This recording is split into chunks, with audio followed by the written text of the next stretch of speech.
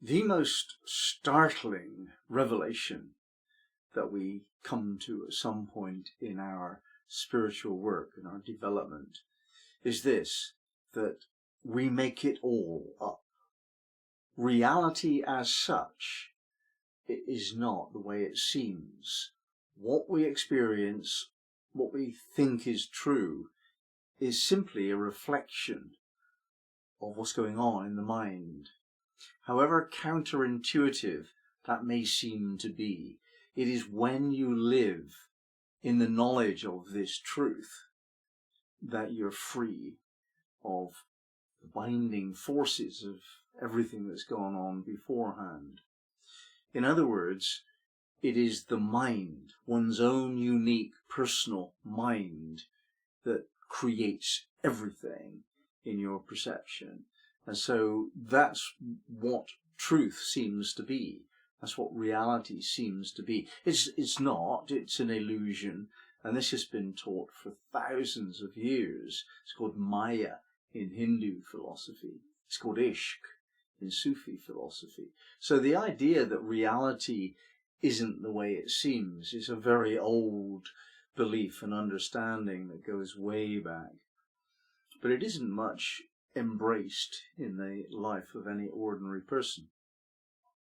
However, we're studying the mysteries, we're studying the outer planets of Uranus, Pluto and Neptune as the Holy Trinity in astrology, which can be together seen as one mystery with three different aspects, in pretty much exactly the same way as Christians would say that there is Father, Son and Holy Ghost, and Hindus would say that there's Brahma, Vishnu and Shiva, and other religions have the same idea of understanding that unity can come down into diversity, first in the form of threeness. So this idea is also very old.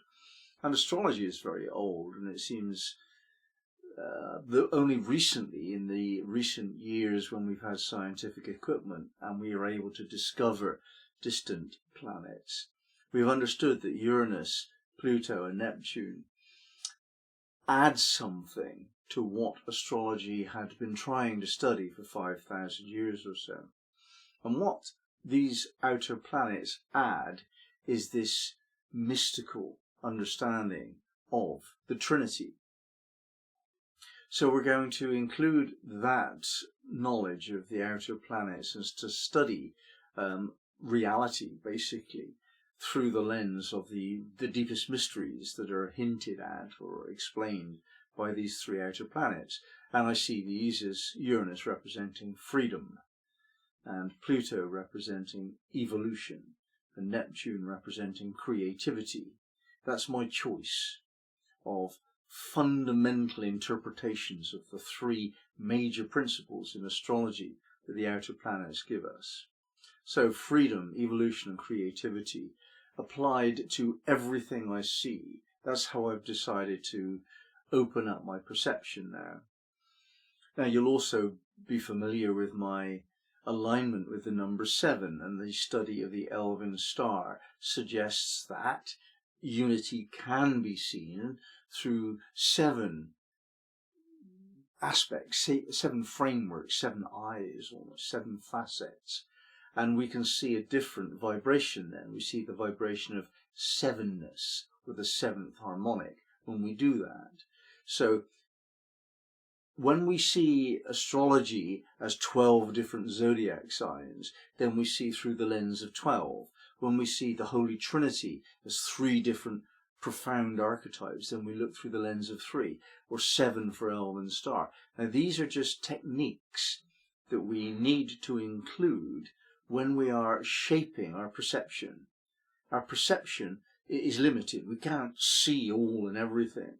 We can't know what God knows, because that's what defines God. God is the all-knowing. We don't have that ability. So what we need to do is to dumb ourselves down a little by looking at the fundamental principles underneath everything in a very simple form. And we're given models for this from birth. In fact, before birth. The first concept that the baby has in utero before it's born is that there's rhythm. The rhythm of night and day is perceptible to the baby. The rhythm of having food and wanting food. The rhythm of the breath of the mother. These rhythmic processes give rise to the understanding of the difference between one side of the rhythm and the other side of the rhythm. So 2 becomes 3. So already before birth we're familiar with one way of seeing the universe. It's either daytime or it's nighttime, or it's not quite decided because it's halfway in between. So we start these models very early, and these models are fundaments in our minds. As soon as we're born, the physical body, in fact probably even before we're born, the physical body is also a determinant of what's going on in the mind. So we're discussing how the particularities of my mind were shaped, and we see that those fundaments are in place before I'm imposed upon by my parents' point of view. Mummy and Daddy wanted me to be exactly like them, if at all possible, and they told me what was true, and I didn't have any other choice but to accept that. Had I had a choice, I certainly would have kicked out quite a lot of what they told me, but I didn't have a choice because I was a baby, and my mind could not have this sense of differentiation. The same is pretty much true when you go into the community, and the community shapes you, and the community adds to the pressure that you have to think this way rather than that way. And you go beyond the community into spiritual teachings, and you go beyond spiritual teachings to your own personal experiences, where you actually find disappointments and disillusionments and secrets unfolding and opportunities that were never taught to you. And then finally you come to a level where you can just tune in directly and ask what you want to ask, and you get an answer from a source beyond the one we identify as the ego and the body, the inspiration of the muse, perhaps. So all of these processes, from the very most basic earth physicality rhythm processes to your own creative imagination of what your spirituality is, all of these processes go to create the shape of your mind. And when the mind is projected onto the field of electromagnetism, which we call life, then it creates everything that we perceive. There is no other thing to do that. It has to be the mind. There's nothing else that can create perception other than the mind. So how we have built the mind by all of these processes, mainly conditioning, how we have built the mind creates our set of circumstances. If we want to be free of the conditioning process that went into that, then we need to awaken. And this series of videos, 22 in number, will show us the awakening process according to various models that I like to use. For example, the model of Trinity. I look at Uranus, Neptune and Pluto in their roles as freedom, creativity and evolution. Also through the number of 7.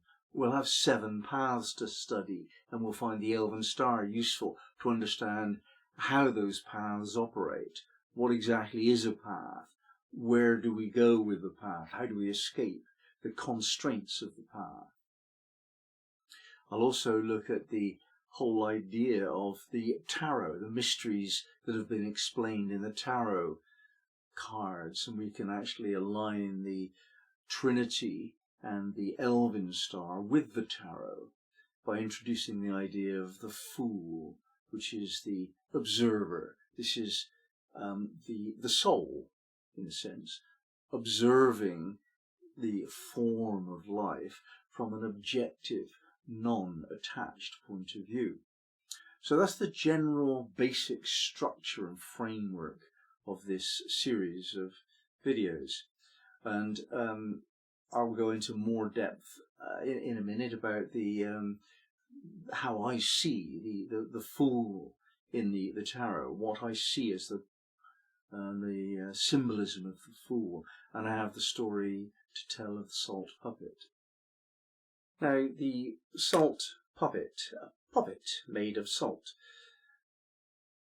is a Sufi teaching story, and I came across this story so long ago I can't remember exactly when. I think 1987 on a Sufi retreat, and I have studied this story again and again in great depth, and it's stayed with me all these years, decades.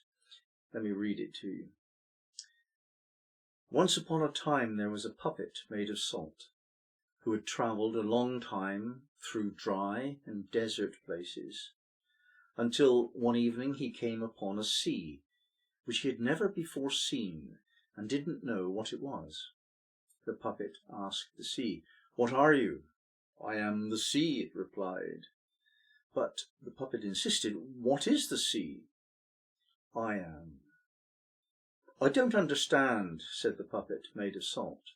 "I want very much to understand what I can do to know you." The sea replied, "That's easy. Touch me." The salt puppet timidly touched the sea with the tip of his toes. At that moment he realized that the sea began to make itself perceptible, but at the same time he noticed the tips of his toes had disappeared. "What have you done to me?" he cried to the sea. "You have given a little of yourself to understand me," the sea replied. Slowly the salt puppet began to walk into the sea with great solemnity, as though he were about to perform the most important act of his life. The further he moved along, the more he dissolved, but at the same time he had the impression that he knew more and more about the sea. Again and again the puppet asked, "What is the sea?" until the wave covered him completely. Just before he was entirely dissolved by the sea, he exclaimed, "I exist."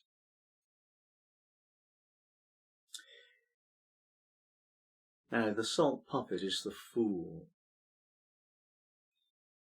journeying to discover something he's heard of, and he has faith, exists, but he's made of salt, and he needs to become a part of the salty sea in order to know what the sea is.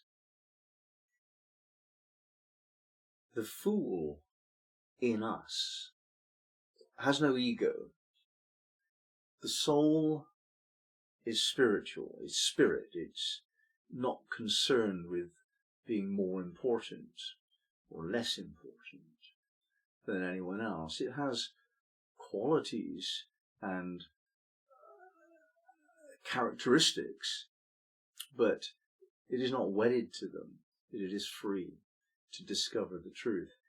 And this is the difference that the salt puppet has compared to most beings, is that it's willing to surrender itself in order to know the truth.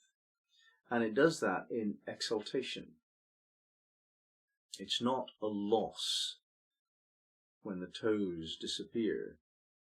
It seems like a loss, and it's shocking, but it's actually the beginning of the most profound and rich experience it could ever know.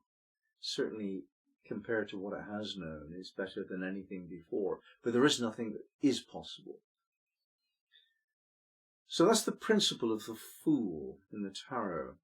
And we begin by understanding that the Fool within us is the soul. And the soul is on its own journey, which the ego just doesn't really get. It doesn't understand. And to an ego, success takes the form of position, power, money, and so on, popularity.